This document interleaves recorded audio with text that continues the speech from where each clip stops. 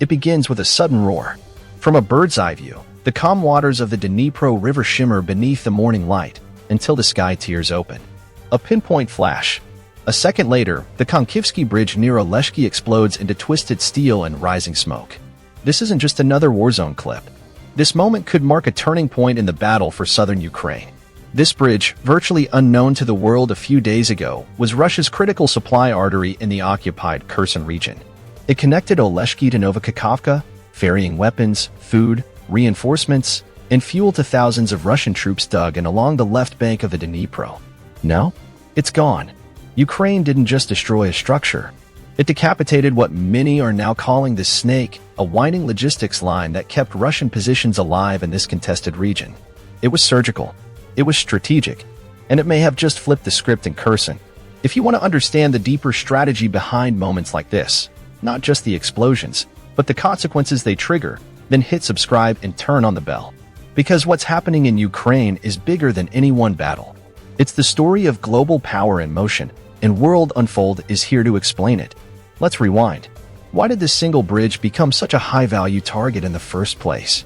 To answer that, we have to go back to November 2022, when Ukraine launched its dramatic counteroffensive and pushed Russian forces out of Kherson city. After retreating across the Dnipro, Russian troops didn't leave entirely. They dug in hard on the left bank, establishing defensive lines in towns like Oleshky and Oleshky. And from there, they launched artillery, drone, and sabotage attacks across the river, trying to keep Ukraine's momentum in check. But to maintain those forward positions, Russia needed one thing above all: a steady stream of supplies. That's where bridges like Konkivskyi came in. Though smaller than the Antonivka Road Bridge, it was just as vital, quietly carrying the weight of Russia's war effort in the south. Ukraine knew it couldn't allow this lifeline to remain open forever. So it waited. It tracked. And when the conditions were just right, when enough pressure was building along the front, it struck. According to Ukrainian military sources, this wasn't a random strike. It was part of a coordinated campaign aimed at isolating Russian forces along the southern axis, right before Ukraine considers another push across the Dnipro. Think of it as clearing the chessboard before a major move. But how exactly was this bridge taken out? And why does it matter that it wasn't just damaged, it was obliterated? To understand the precision of the strike and what it signals, we need to look at the weapons likely involved and the message they sent. Let's talk about the how. This wasn't done with a lucky artillery shell or a drone dropping grenades. This was a precision, high-impact strike, likely involving long-range missiles like the American-made ATACMS or Ukraine's own Neptune anti-ship missile reconfigured for land targets. Either way, this was no improvisation. This was choreography. And why go for obliteration instead of just damage? Simple. Bridges are resilient. A hit to the deck might delay repairs, but won't stop traffic forever. To really sever a supply route, you have to drop the spans, shatter the supports, and leave nothing but twisted concrete in the river. Ukraine has learned this lesson before. In the early months of the war, some Russian bridges took multiple strikes and still functioned. That's why we've seen a shift. Fewer warning shots, more kill shots. In fact, some military analysts believe Ukraine waited until it had a clear intelligence picture. When the bridge was at peak use, when Russian engineers were least prepared, and when one clean strike could do the most logistical damage. A surgical moment, max damage, minimal effort. But that raises the stakes. Destroying a bridge this precisely sends a message, not just to Russia, but to the world. Ukraine has range. Ukraine has coordination. And Ukraine is preparing something bigger. Let's step back and talk strategy. In any war, bridges are lifelines, but they're also choke points. They concentrate movement, expose supply lines, and slow down everything from tanks to food deliveries. That's why taking one out is like cutting a major artery in a body. Historically, bridge demolitions have reshaped entire wars. In World War II, Allied forces dropped bridges across Europe to trap retreating Nazi units. In Vietnam, the U.S. targeted bridges like the infamous Ton Hoa. And in Iraq, bridge strikes cut off insurgent routes during urban warfare. Ukraine is borrowing from that same playbook, but updating it for the 21st century. This isn't carpet bombing. It's precision warfare. It's drone surveillance plus satellite imagery plus real-time target acquisition equals pinpoint obliteration. This is war by algorithm, war by intel, war by seconds. Now, let's get technical. You might be wondering, why are bridges so hard to destroy? It turns out, these structures are built to resist earthquakes, floods, even explosions. Most bridges are over-engineered with multiple supports, redundant spans, and flexible shock absorption. To actually bring one down, you can't just hit it anywhere. You need to target. Support piers where the weight concentrates. Expansion joints that allow flexibility. Or strike at moments of maximum traffic, multiplying structural stress. In short, you don't just destroy a bridge, you neutralize it. Now that we've seen how and why Ukraine took out the Konkivskyi Bridge, let's zoom out. What does this really mean for the broader war? In the short term, Russia's ability to keep its troops supplied in Kherson has just been seriously disrupted. But on a larger scale, this strike is part of a much bigger geopolitical puzzle. This isn't just a tactical move. It's a symbolic blow to Russia's image on the world stage. For months, Russia has touted its control over Kherson as a symbol of strength. Now, in one decisive moment, Ukraine has challenged that image, forcing Russia to confront its vulnerabilities, not just in the battlefield, but in the international arena. For the West, this is another signal that Ukraine is not just holding its ground, it's gaining momentum. With the US and NATO backing Ukraine with state-of-the-art weaponry, this strike shows that their support is paying off in ways that are visible to the entire world. It sends a powerful message. Ukraine is no longer just defending, it's striking back.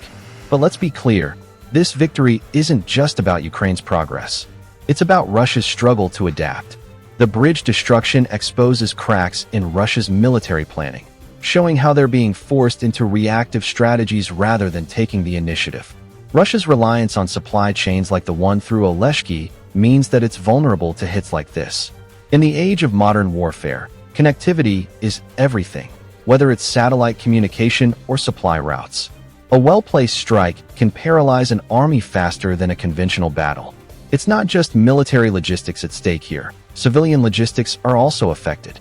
In the southern Kherson region, civilians living under Russian control rely on the same bridges for food, medicine, and basic supplies. So when Ukraine targets these crossings, it's not just about military strategy. It's about sending a clear message to both Russia and the world. Ukraine will not stop until the occupation ends. This strike also shows how far Ukraine has come in terms of intelligence and coordinated strikes. Before 2022, it might have seemed unthinkable that Ukraine could pull off such precision strikes. But today, thanks to drones, satellites, and Western intelligence sharing, Ukraine has real-time awareness of Russian movements, weaknesses, and key infrastructure targets. And as much as this strikes a blow to Russia's war effort, it also raises the stakes for Ukraine. Every successful strike like this brings more attention from Russia and more targets on Ukrainian infrastructure. In a war of attrition, these high-stakes moves are a double-edged sword. With every victory, the risks rise. But even as the stakes rise, there's something undeniably empowering about Ukraine's moves. This isn't the strategy of a desperate nation.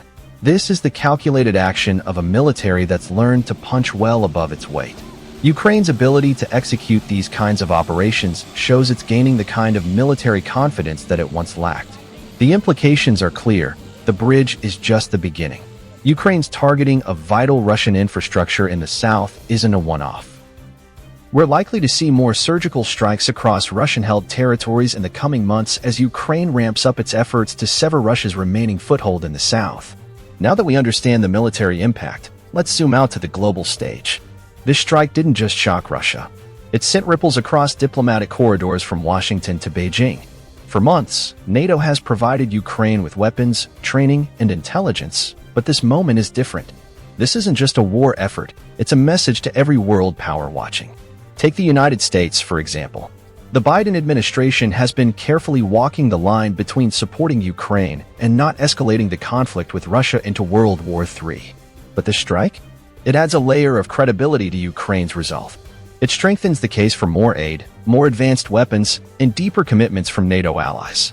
In Europe, Ukraine's bravery is also reshaping alliances. Countries like Germany, France, and Poland are increasingly vocal in their support, partly because this strike shows Ukraine's growing capabilities, partly because they see this as a fight for European security. The world is watching, and what Ukraine just demonstrated is that it can take the fight to Russia on its own terms. But it's not just about Ukraine and the West. Russia's global allies, including China and Iran, are closely watching this development as well. For China, the strike shows just how potent modern warfare has become: precision strikes, low-cost tactics, and unconventional tools. If the US continues supporting Ukraine in this way, Beijing might start recalculating its stance on Taiwan. Now, back to Russia. We've seen a visible shift in Russia's rhetoric since this bridge strike. From boasting about the strength of its defenses to scrambling to find a way to continue the war without crucial supply routes, this attack has exposed weaknesses that are impossible to ignore. For the Russian military, this strike represents a reality check. They've relied heavily on supply lines running through places like Oleshky for ammunition, fuel, and reinforcements. And now, with this bridge obliterated, Russia's military logistics are disrupted, forcing them to rethink their entire strategy in southern Ukraine. But Russia's retaliation will be fierce. Ukraine knows that, with every successful strike, the risk of Russian counterattacks escalates. In the aftermath of this bridge explosion, expect an uptick in Russian missile strikes on Ukrainian infrastructure as they attempt to punish the defiant resistance and slow their advance. Let's be real, escalation is a dangerous game. Both sides now face a high-stakes chess match. Ukraine can't afford to sit back and rest on its laurels. They must continue their offensive momentum, keep their forces moving, and exploit every gap in Russia's defenses. But Russia has resources, and it's about to double down on its attacks. This brings us to global reactions, because the world is beginning to realize that the Ukraine conflict is more than just a regional battle. It's a proxy war, a battle for the future of Europe, and a test of the international rules-based order. Countries like India, Japan, and Brazil, who've remained neutral, are closely monitoring how the world responds to this shift in momentum. This is where the human element comes into focus. Behind every military calculation, there's the real cost of war. The civilians, the families who now have to live with the fallout. For Ukrainian civilians, the strike might offer a glimmer of hope, but it also means that the fight is far from over. And for Russian civilians, they're facing a long, uncertain future with sanctions tightening, economic collapse looming, and a war that shows no sign of ending soon. As we move forward, it's important to understand the strategic significance of Ukraine's military operations. While the destruction of the Konkivskyi Bridge is a tactical win, the strategic landscape of this war is far more complex. Russia still holds significant territory in the east, and any attempt to retake these areas will involve fierce resistance. The key for Ukraine now is to consolidate its territorial gains, reinforcing its position while preparing for the inevitable counterattacks from Russian forces. But the future of this war isn't just about military maneuvers. It's about the political pressure Ukraine faces on the global stage. Countries around the world are watching closely, and Ukraine's next moves will determine not just the fate of the war, but the future of international diplomacy. Will Ukraine's Western allies continue to provide the necessary weapons and support, or will they begin to question the sustainability of this conflict? The longer this war drags on, the more political pressure there will be to find a negotiated settlement, one that favors Ukraine without compromising its sovereignty. As we've seen in previous military escalations, the situation in Ukraine has the potential to spiral into something far bigger.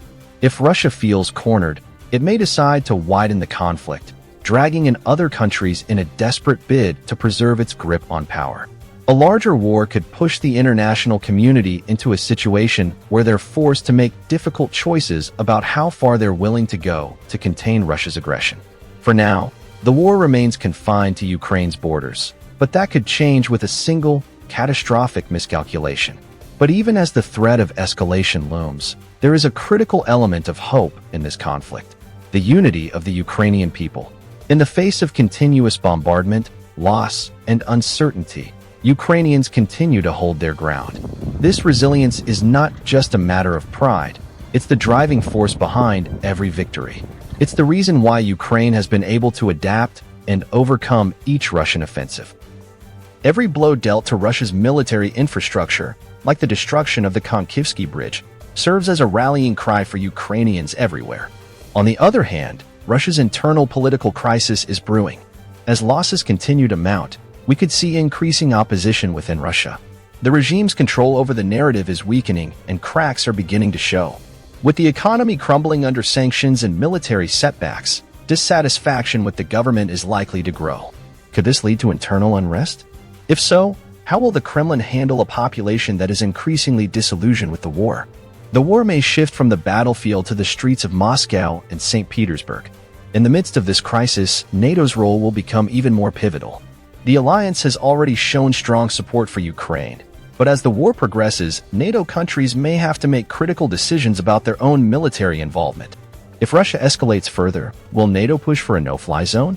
Will they send more troops into Ukraine to bolster defenses? These decisions will be weighed carefully, as the consequences of direct military involvement could mean all-out war with Russia. The growing tension between Russia and NATO is more than just a military struggle, it's also a global ideological battle. On one side, you have Russia, desperately trying to preserve its status as a superpower, asserting its control over its neighbors. On the other, you have a collective West led by the US, which has long championed democracy and freedom.